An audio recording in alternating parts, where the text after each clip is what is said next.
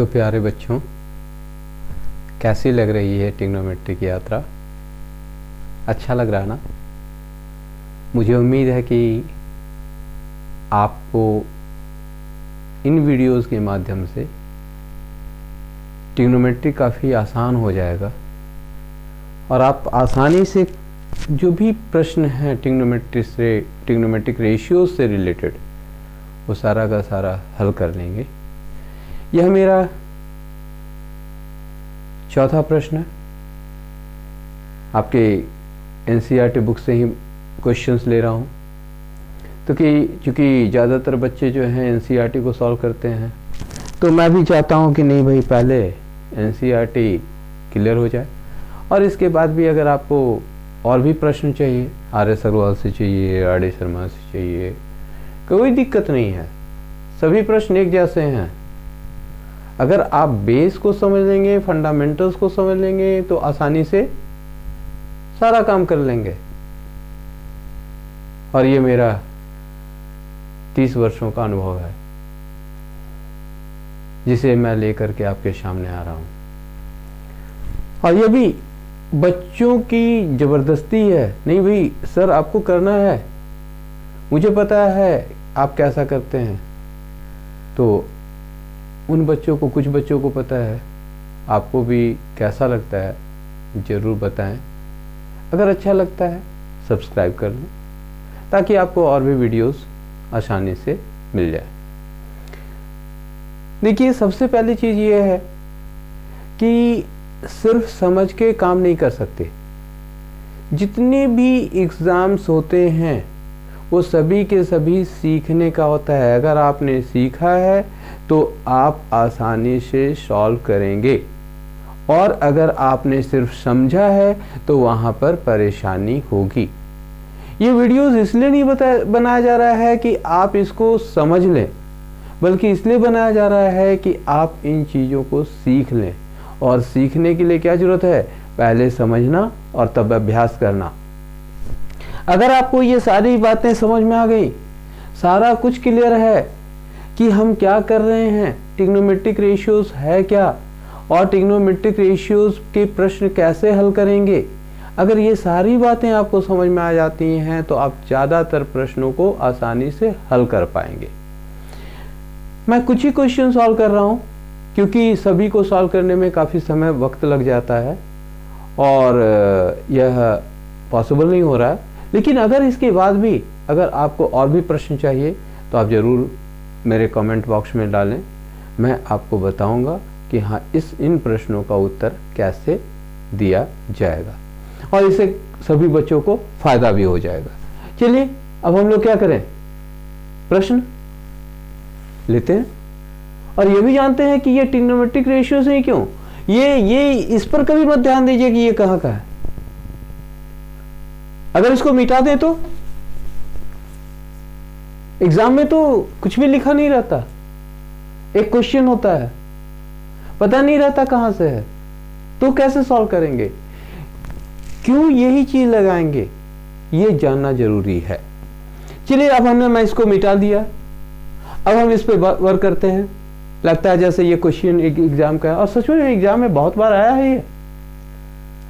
तो क्या है question? If 3 cot a is equal to 4, check whether 1 minus tan square a by 1 plus tan square a is equal to cos square a minus sin square a or not। मतलब दिया हुआ है 3 cot a is equal to 4, ये दिया हुआ है और मुझे क्या चेक करना है? मुझे ये देखना है कि 1 minus tan square a by 1 plus tan square a cos square a minus sin square a के बराबर है या नहीं है। बराबर है तो ठीक, तो कैसे चेक करेंगे? और इस पे हम ये ट्रिग्नोमेट्रिक रेशियो का ये प्रश्न क्यों है, इसको थोड़ा समझते हैं। तो ट्रिग्नोमेट्रिक रेशियो का प्रश्न क्यों है? चलिए, हमारे पास क्या दिया हुआ है, आप सभी को दिख रहा है, if 3 cot a is equal to 4, तो गिवन क्या हो गया, 3 cot a is equal to 4। इसका मतलब क्या, इससे क्या मिला, cot a is equal to 4/3, और 4/3 क्या है, एक रेशियो है। 4/3 को हम लोग क्या कहते हैं, 4:3 ये कहते हैं। तो ये क्या हो गया, एक रेशियो हो गया। ये जैसे ही रेशियो हो गया तो अब तो समझ में आ गया कि ये रेशियो का क्वेश्चन है। कॉट क्या है, कॉट ए क्या है, ट्रिग्नोमेट्रिक रेशियो है, इसलिए ये प्रश्न किसका हो गया, ट्रिग्नोमेट्रिक रेशियो का हो गया। तो ट्रिग्नोमेट्रिक रेशियो से जैसे ही हम सॉल्व करते हैं तो सबसे पहला काम हम लोग क्या करते हैं, आपको ये पता है कि हम लोग एक राइट एंगल्ड ट्रायंगल लेते हैं। राइट एंगल ट्रायंगल में हमारा एक्यूट एंगल क्या है, ए, यहां पर ए एक्यूट एंगल है, इसलिए हमारा एक एक्यूट वर्टेक्स जो होगा वो ए हो जाएगा।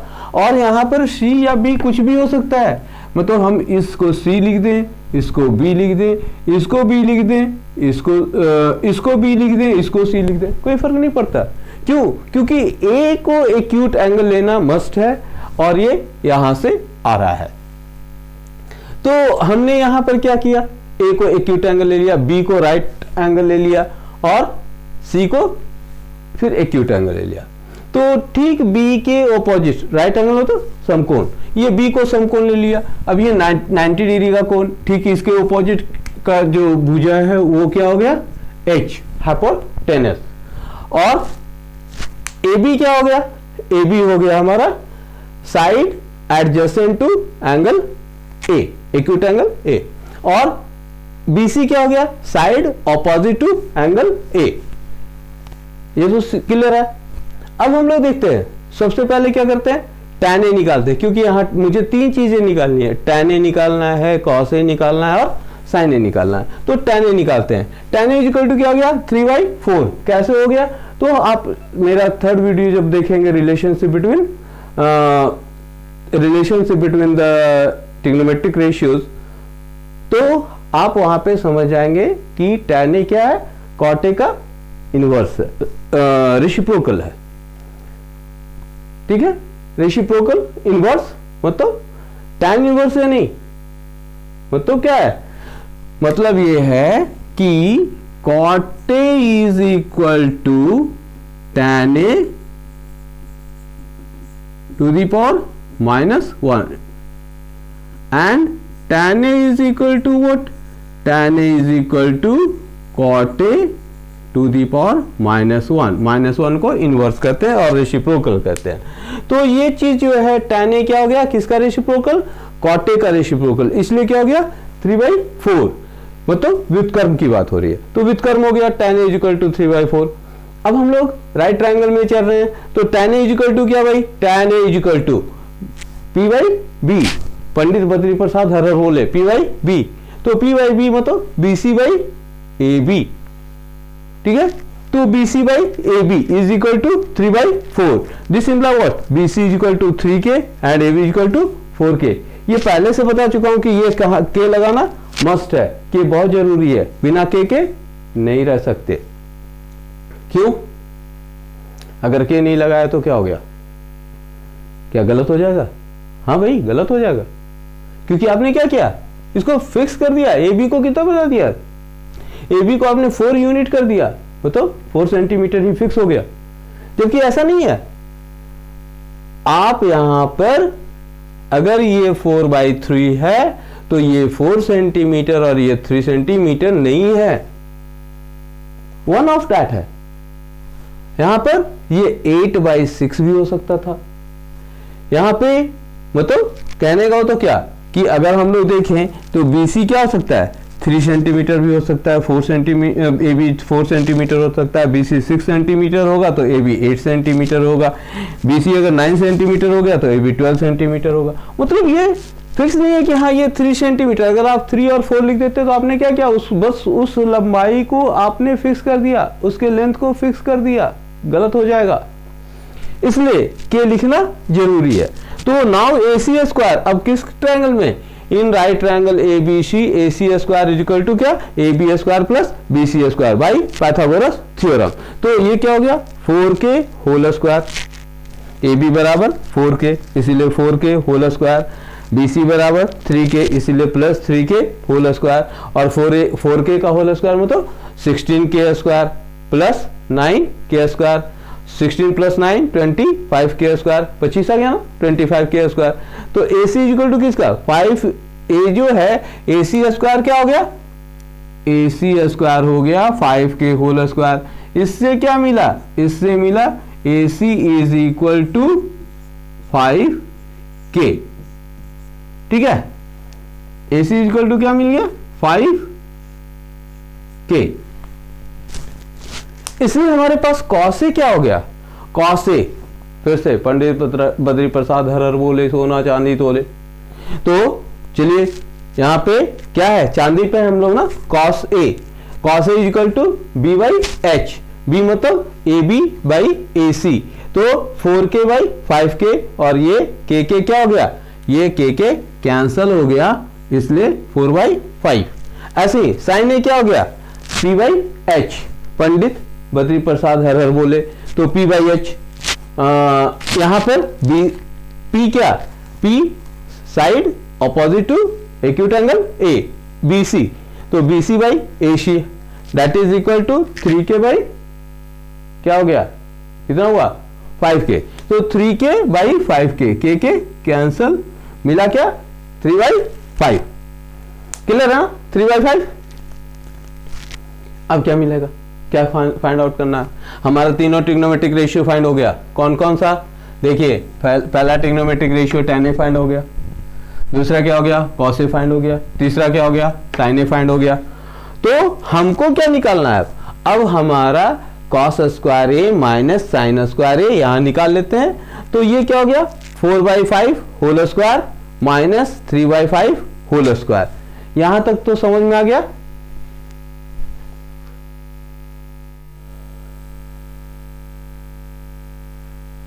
हम लोगों ने देखा कि cos square A minus sine square A कितना हो गया 4 by 5 whole square minus 3 by 5 whole square. तो यहाँ पे फिर से इसको समझते हैं कि क्या हो गया भाई, cos square A minus sine square ए हुआ कितना, तो 16 बाई 25 माइनस 9 बाई 25। क्यों, क्योंकि 4 का स्क्वायर 16, 5 का स्क्वायर 25, 3 का स्क्वायर 9, 5 का स्क्वायर 25। तो ये कितना हो गया 16 बाई 25 माइनस 9 बाई 25। तो घटाना है ना, किसका, फ्रैक्शन का, भिन्न का घटाव। तो भिन्न के घटाव में क्या करते हैं हम लोग, एलसीएम लेते हैं। फ्रैक्शन जब भी सॉल्व करते हैं तो प्लस और माइनस वाले को एलसीएम लेते हैं। एलसीएम हो गया 25, 16 minus 9 is equal to 7 by 25। ये तो हमारे किसका वैल्यू आया, cos square A minus sine square A का। अब हमको क्या चाहिए, इसका वैल्यू निकल गया, RHS निकल गया। LHS में देखते हैं 1 minus tan square A by 1 plus tan square A is equal to कितना हो गया, tan ए का वैल्यू हम लोगों ने देखा था क्या था, यहाँ देखिए cot A is equal to 4 by 3 था, इसीलिए tan A is equal to 3 by 4 था। तो 1 minus 3 by 4 whole square divided by कितना 1 प्लस 3 बाई 4 होल स्क्वायर।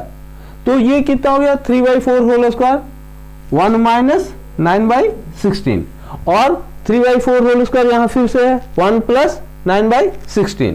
तो एलसीएम लेंगे, एलसीएम लेकर के कितना लगा आएगा 16, 16 माइनस 9 और 16 माइनस 9 बाई 16, और यहाँ से हो गया क्या फिर से एलसीएम 16 और 16 प्लस 9 बाई 16 कितना आया, 16 में से 9 माइनस करेंगे आपको पता है कितना आता है 7, तो 7 बाई 16 और यहाँ पे 25 बाई 16। ये ध्यान रखना डिवाइड है कहाँ, ये डिवाइड है, तो ये डिवाइड है। जब सॉल्व करते हैं तो क्या करते हैं, डिवाइड को क्या चीज में बदलते हैं, मल्टीप्लाई में बदलते हैं ना, गुना में, भाग को गुना में। तो भाग को गुना में बदल दिया, और इसके बाद क्या, इसका रेसिप्रोकल। तो इसका रेसिप्रोकल देखिए यहाँ पर पहले हम कैंसिल कर दिए थे, कैंसिल अभी नहीं कर रहे हैं यहाँ समझाने के लिए। तो 7 बाई क्या हो गया 16 और 16 बाई 25 किसका रेसिप्रोकल, 16 बाई 25 किसका रेसिप्रोकल, 25 बाई 16 का रेसिप्रोकल मतलब व्युत्क्रम। तो ये 25 बाई 16 का व्युत्क्रम क्या हो गया 16 बाई 25, और यहाँ 16 और 16 क्या हो गया कैंसिल हो गया, आया कितना 7 बाई 25। अगर हम लोग इसको देखें, इसको क्या करें 1 कर दें और इसको क्या करें 2 करें, तो 1 और 2 से क्या हो गया बाई 1 एंड 2,